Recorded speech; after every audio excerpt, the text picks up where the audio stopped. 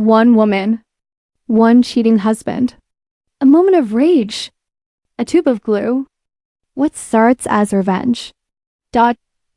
quickly becomes a media circus. Secrets exposed. Lives shattered. Trust broken beyond repair. Can love survive the stickiest situation? Or will this be the ultimate relationship breakup? Sometimes love turns into a battlefield. And revenge is a sticky business. The fire station air crackled with static and barely contained laughter. Jackson, his face flushed, sat gingerly on the gurney, draped in a thin blanket.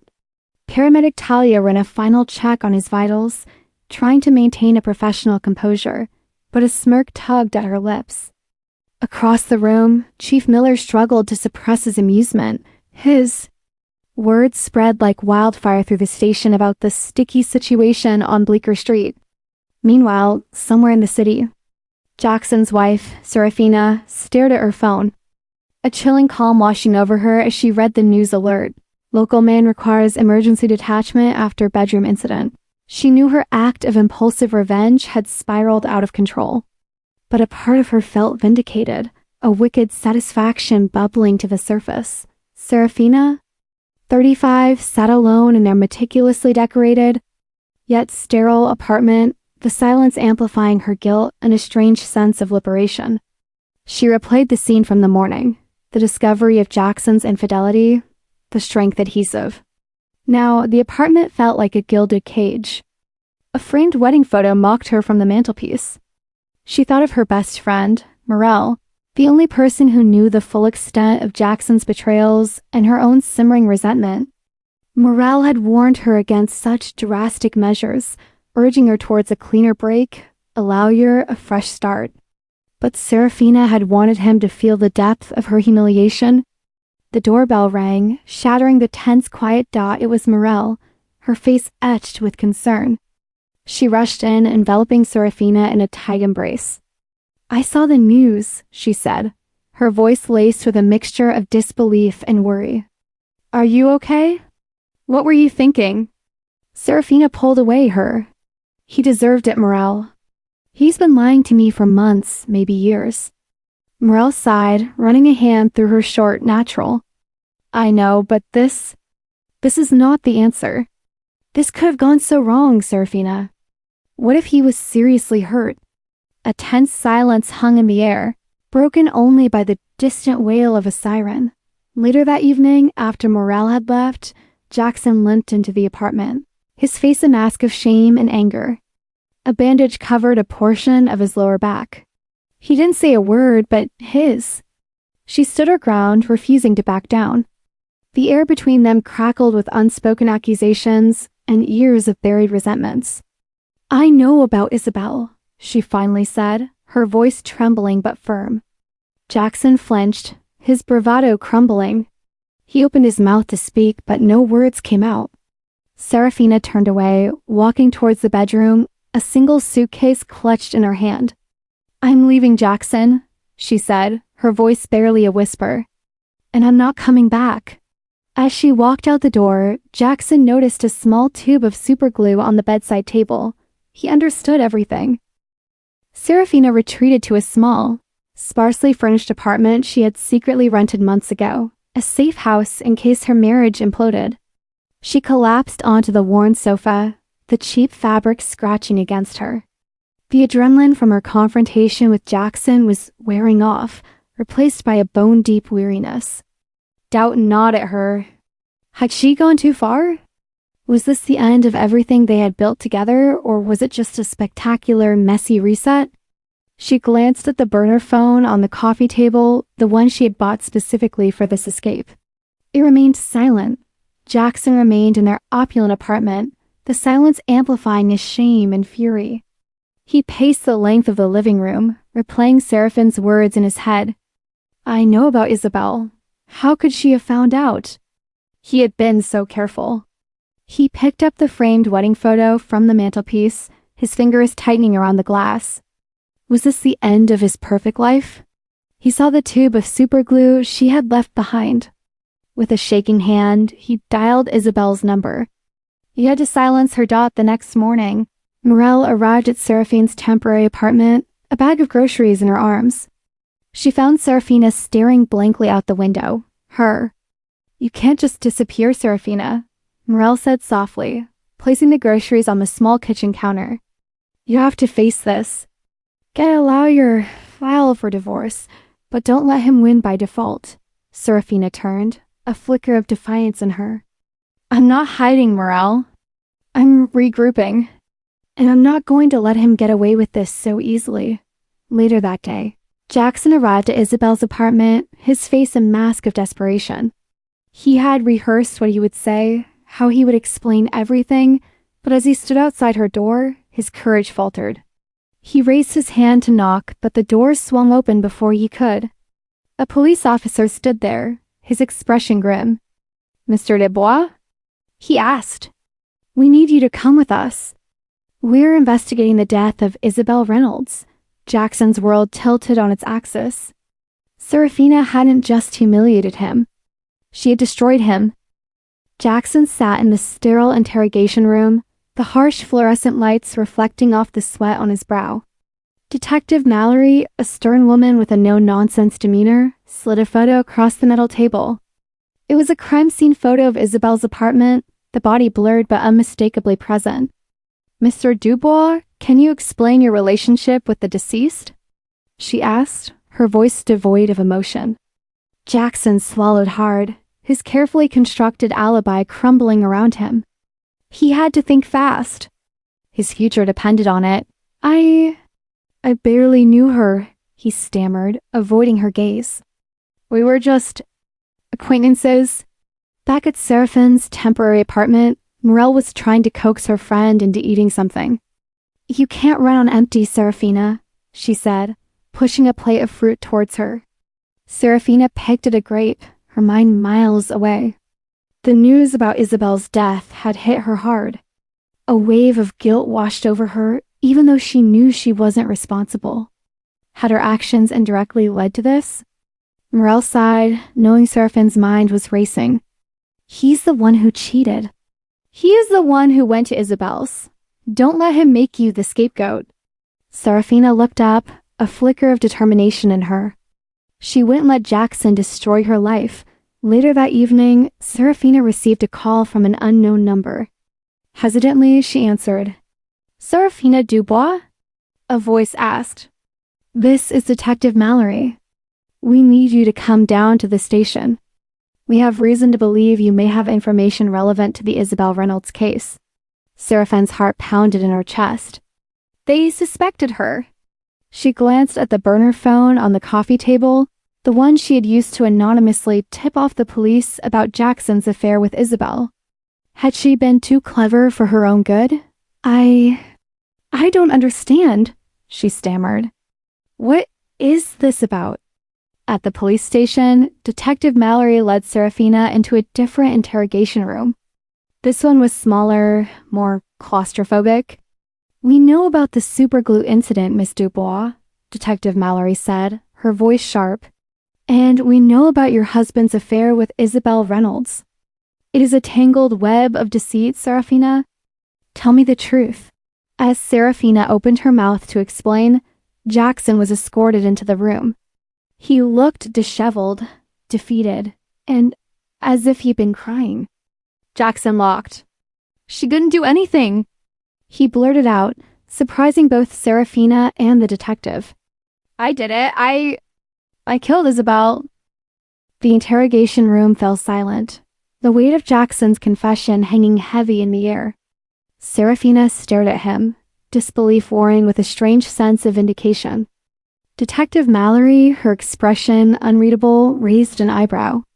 "Mr. Dubois, are you confessing to the murder of Isabel Reynolds?" Jackson nodded slowly.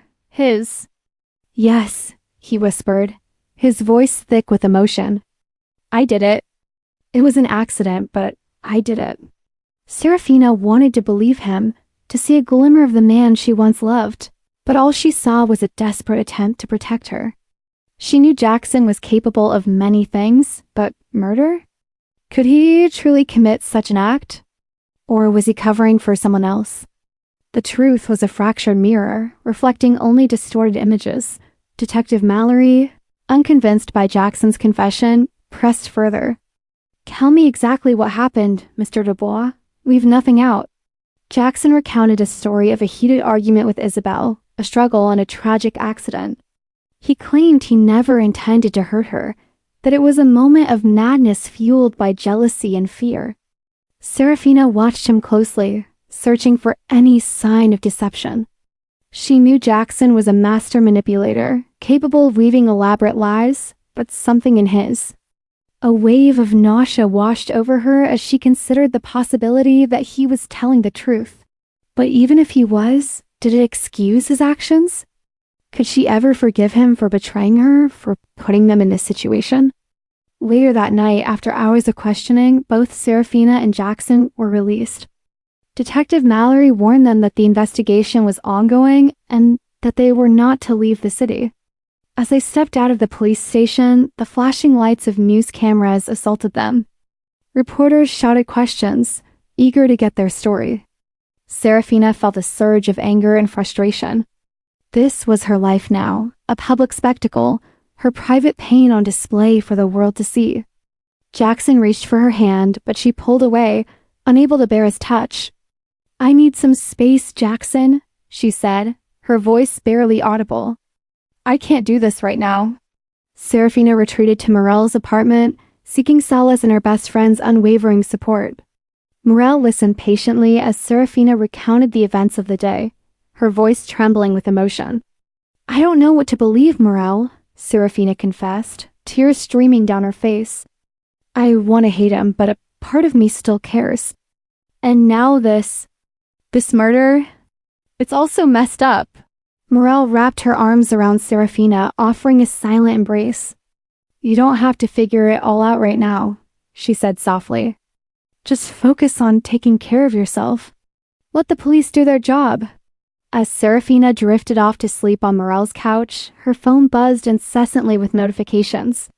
Among the many messages, one stood out, an anonymous text message reading, "He's not acting alone. Look closer at Isabel's business partner." Serafina huddled deeper into Morel's worn armchair, the anonymous text message echoing in her mind. She barely knew Isabel, but the mention of a business partner sparked a flicker of intrigue. Could Jackson have been involved in something more than just an affair? Morel, ever practical, brewed a pot of chamomile tea, its calming aroma filling the small apartment. "Don't go chasing shadows, Serafina," she cautioned, handing her a steaming mug. Let the police handle it. But Serafina couldn't shake the feeling that something was amiss. Jackson's confession felt too convenient, too neatly packaged.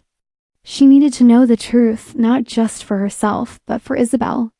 A plan began to form in her mind, a risky gamble that could either expose the real killer or land her in even deeper trouble. Meanwhile, Jackson sat alone in their opulent, now sterile apartment, the weight of his confession pressing down on him. The city lights twinkled outside the window, mocking his despair. He replayed the events of that night with Isabel, the argument, the struggle, the horrifying accident. But a nagging doubt persisted. Had he truly acted alone? A shadowy figure, a silent partner in Isabel's business dealings, had always lurked in the background. He tried to reach his lawyer, but his calls went unanswered. He was alone, isolated, and trapped in a web of lies. The police would soon discover the truth, and when they did, he would lose everything, including Serafina, perhaps forever. His only hope was to find a way to protect her, even if it meant sacrificing himself, determined to uncover the truth. Serafina decided to visit Isabel's place of business, a trendy art gallery in the city's downtown district. She hoped to glean some insight into Isabel's life, her dealings, her secrets. Posing as a potential art buyer, she spoke with the gallery manager, a slick, impeccably dressed man named Julian. He spoke fondly of Isabel, praising her artistic vision and business acumen. But something about his demeanor felt rehearsed, insincere. As she browsed the artwork, Serafina noticed a small, framed photograph on Julian's desk. It was a picture of Isabel and Julian, standing next to a man she did not recognize. The man's face was partially obscured by shadow, but something about his stance, his posture, felt familiar. Later that evening, Serafina showed Morel the photograph she had secretly taken in the gallery. Morel studied the image, her brow furrowed in concentration. "I've seen him before," she said suddenly. He's a regular at that jazz club you used to frequent with Jackson. He goes by the name Silas. Always well-dressed, keeps to himself. I remember Jackson mentioning he was in finance or something." Serafina felt a jolt of adrenaline. Silas, the name felt like a key unlocking a hidden door. She remembered seeing him talking to Jackson on several occasions, their conversations hushed and secretive. What was their connection to Isabel? And what role did they play in her death? As she connected the dots, she realized she was on the verge of uncovering a dangerous truth, a truth that could put her own life at risk. Suddenly, the lights went out, plunging Morel's apartment into darkness. A cold gust of wind swept through the room, and a shadowy figure emerged from the darkness, a glint of metal flashing in his hand. The shadowy figure lunged, and Serafina screamed, knocking over a lamp as she scrambled back. Morel, ever resourceful, grabbed a heavy vase from the table and swung it with all her might. It connected with a sickening thud, and the figure staggered back, clutching his head. He vanished into the darkness as quickly as he had appeared, leaving Serafina and Morel shaken but unharmed. The scent of orchids hung heavy in the air, mixing with the metallic tang of blood. Seraphine's heart hammered in her chest. She knew this was just the beginning. "We need to go to the police," Morel urged, her voice trembling. Serafina shook her head. "Not yet. I need to know who sent him, and why." Jackson, consumed by guilt and paranoia, paced his opulent apartment, the silence amplifying his fears. He knew he was a suspect in Isabel's murder, and the police were watching his every move. The shadowy figure he had seen lurking around Isabel's gallery haunted his thoughts. Was Silas involved in her death? And if so, was he now after him? He picked up his phone, intending to call Serafina to warn her of the danger. But he hesitated, unsure if she would even listen. He knew he had betrayed her trust, and he wasn't sure if it could ever be repaired. As he wrestled with his conscience, a notification popped up on his phone, a news alert reporting a break-in at Morel's apartment. Serafina, ignoring Morel's protests, was determined to find Silas, armed with only a vague description and a burning desire for the truth. She ventured to the club was dimly lit, smoky, and filled with the sounds of smooth jazz. She scanned the crowd. She spotted him sitting alone at a corner table, a glass of whiskey in his hand. He exuded an air of quiet confidence, a predator watching his prey. She steeled her nerves and approached his table. "Silas?" she asked, her voice barely a whisper. He looked up, "And you are?" Silas smirked, a predatory glint in his. "Let's just say I'm a friend of Isabel's," he replied, his voice smooth and menacing. "And you must be Serafina, the grieving widow." Seraphine's hand trembled, but she refused to back down. "I know about your business dealings with Isabel," she said, her voice firm. "And I know you're involved in her death," Silas laughed, a chilling sound that sent shivers down her spine. "You're playing a dangerous game, Serafina," he warned. "Some secrets are best left buried." Suddenly, two large men emerged from the shadows, flanking Silas. They grabbed Seraphine's arms, their grip tight and unyielding. Silas leaned in close, his breath hot on her ear. "It seems your curiosity has gotten the better of you. Now, you're going to come with us?" Seraphine's heart hammered against her ribs as Silas's men tightened their grip. She struggled, but their strength was overwhelming. "Let me go!" she yelled, her voice echoing in the smoky club. Silas chuckled, a cruel sound that sent shivers down her spine. He gestured to his henchmen, and they began to drag her towards a back exit. A wave of panic washed over her as she realized the gravity of her situation. This wasn't just about Isabel anymore. This was about her own survival. She scanned the dimly lit club, desperately searching for an escape. a glimmer of hope in the encroaching darkness. Every shadow seemed to hold a threat, every face a potential enemy. Her impulsive quest for truth had led her into a dangerous trap. Jackson, upon seeing the news alert about the break-in at Morel's apartment, felt a surge of protective rage. He knew Serafina was in danger and he couldn't stand idly by. Ignoring Detective Mallory's orders, he rushed out of his apartment, determined to find her. He hailed a cab, his mind racing with possibilities, each one more terrifying than the last. He knew Silas was ruthless, capable of anything to protect his secrets. Jackson also knew that he was the one who dragged Serafina into this mess, and it was his responsibility to get her out. He directed the cab driver towards the cab sped through the city streets, the neon lights blurring into a kaleidoscope of color, each one a reminder of the life he was fighting to save. Morel, left alone in her ransacked apartment, felt a wave of guilt wash over her. She had warned Serafina against getting involved, but her friend's stubborn determination had led them both into danger. She grabbed her phone, her hands trembling, and dialed Detective Mallory's number. She had to tell her everything, even if it meant betraying Seraphine's trust. As she waited for the detective to answer, she glanced around her apartment.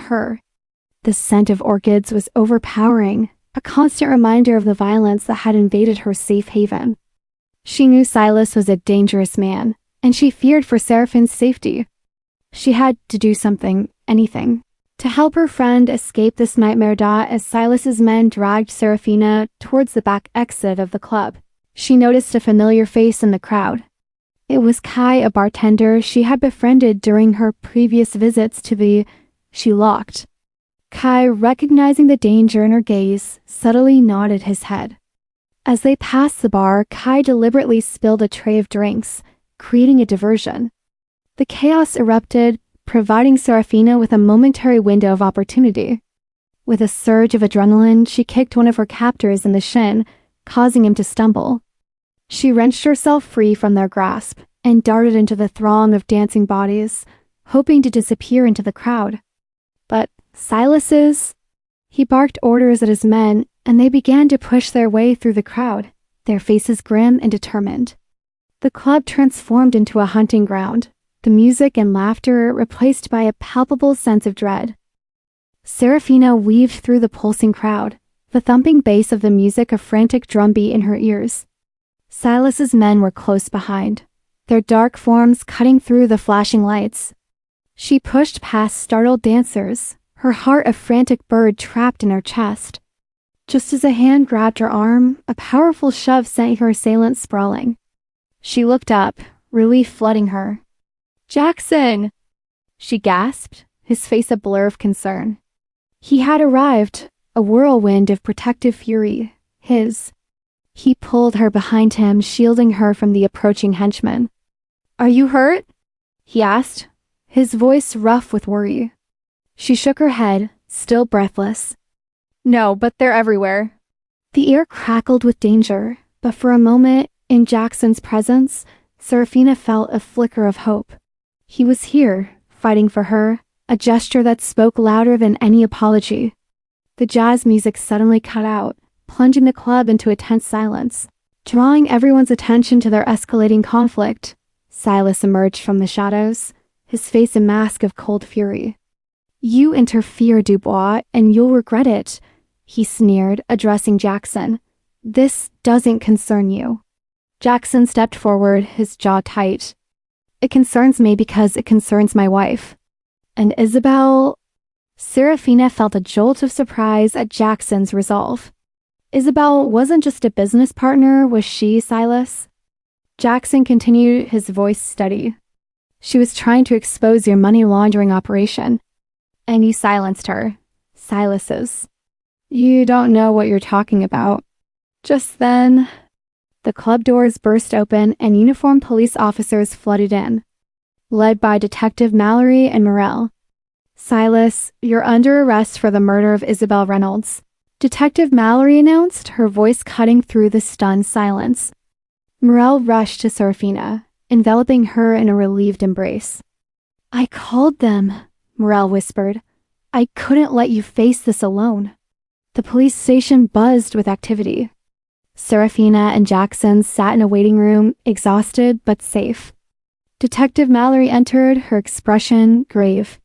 Silas has confessed to orchestrating Isabel's death and admitted to the money laundering. He implicated his henchmen. Your anonymous tip, Serafina, about Isabel's business partner was crucial. And Jackson, your initial false confession, while misguided, ultimately bought us time. She paused, then looked directly at Serafina. However, the superglue incident, while not related to the murder, is still a matter of assault. We'll be recommending community service and a restraining order. At minimum. Serafina nodded, the weight of her actions finally settling. I understand, she said, her voice quiet. Jackson reached for her hand, and this time, she didn't pull away. They had both made mistakes. Some far greater than others, but they had faced them together. Months later, Serafina and Jackson stood on the balcony of a new, modest apartment overlooking the city. The divorce papers had been finalized, but they had continued to see each other, slowly rebuilding a foundation of trust and honesty. They had both undergone extensive therapy, individually and together, confronting the deep-seated issues that had fractured their marriage. Jackson had lost his high-profile job, but found purpose volunteering at a local community center, genuinely helping others. Serafina had launched her own independent art consultancy, channeling her creativity into a new career. It's not perfect, Serafina said, leaning her head on his shoulder, but it's real. Jackson wrapped an arm around her, gazing out at the setting sun. We nearly lost everything, he murmured. But maybe we needed to break it all down to build something better. They weren't sure what the future held, whether they would remarry or simply remain devoted partners, but they knew one thing, their journey was far from over. They had learned to communicate, to forgive, and to truly see each other, flaws and all. The glue had certainly detached them, but the hard work had begun to reattach them, not as husband and wife, but as two individuals who chose to build a future. Brick by Painful Brick Dot, thank you for watching Emergency Detachment. If you enjoyed this journey of love, betrayal, and redemption, remember to like, subscribe, and hit the bell for more compelling stories on our channel.